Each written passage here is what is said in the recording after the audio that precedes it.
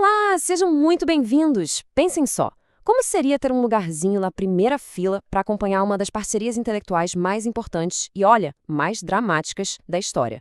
Pois é exatamente isso que a gente vai fazer hoje. Vamos mergulhar fundo nas cartas trocadas entre Sigmund Freud e Carl Jung, uma correspondência que revela o nascimento, o auge e a queda de uma relação que mudou a psicologia para sempre. Essa citação, que está logo na introdução do livro, já dá o tom do que vem por aí, né? Não é só uma história de discordância acadêmica, não. É uma verdadeira saga de mentes brilhantes, de ambições gigantescas e de um rompimento que, como a gente vai ver, talvez fosse inevitável. Então vamos lá. Como essa relação monumental realmente começou? A nossa história nos leva de volta para a virada do século XX. Um momento em que esses dois futuros gigantes da psicologia estavam prestes a cruzar os seus caminhos. A conexão foi, assim, elétrica. O trabalho do Jung, lá em Zurique, já tinha chamado a atenção do Freud, mas o encontro ao vivo, em 1907, superou qualquer expectativa. Dizem que eles ficaram conversando por 13 horas seguidas. Dá para imaginar? Naquele momento ficou claro para ambos. Eles tinham encontrado um no outro um parceiro intelectual do mesmo nível. E essa parceria se aprofundou muito rápido.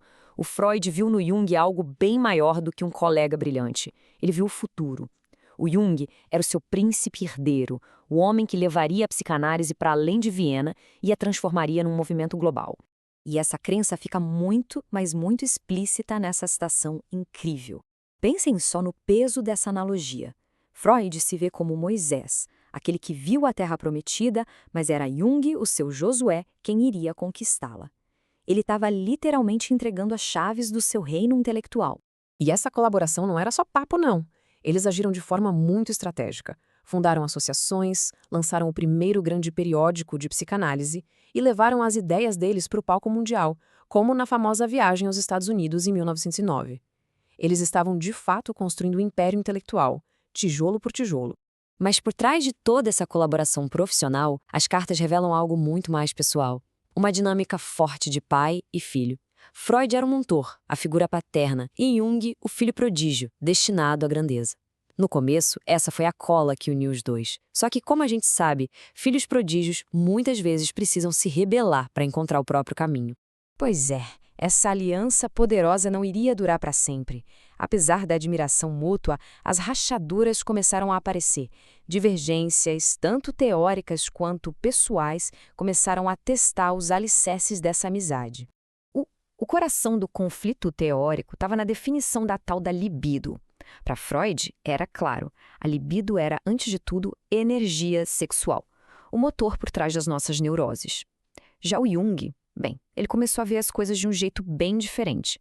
Para ele, a libido era uma energia psíquica muito mais ampla, uma força vital. E isso, gente, não era um detalhezinho não, era uma visão de mundo completamente diferente.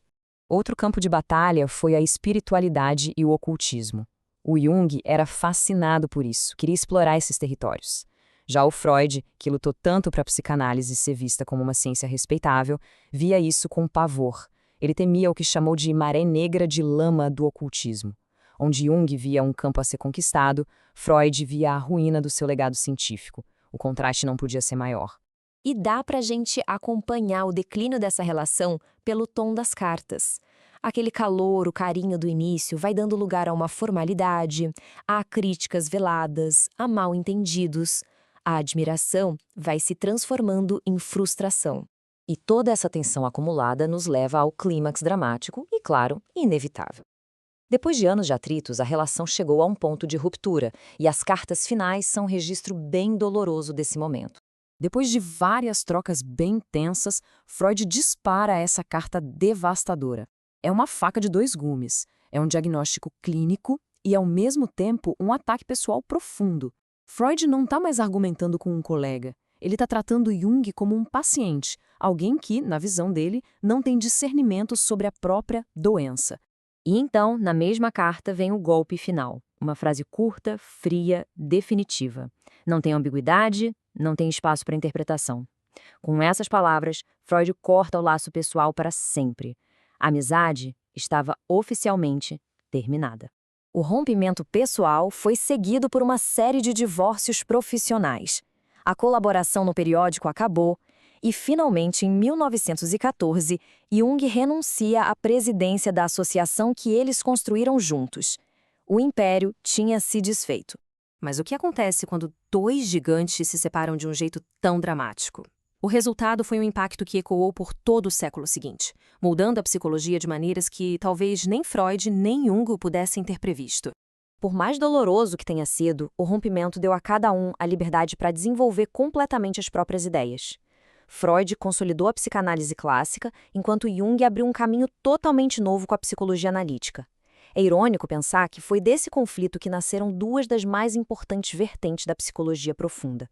E aqui está o grande paradoxo. O fim trágico da amizade pode ter sido, de certa forma, criativamente necessário.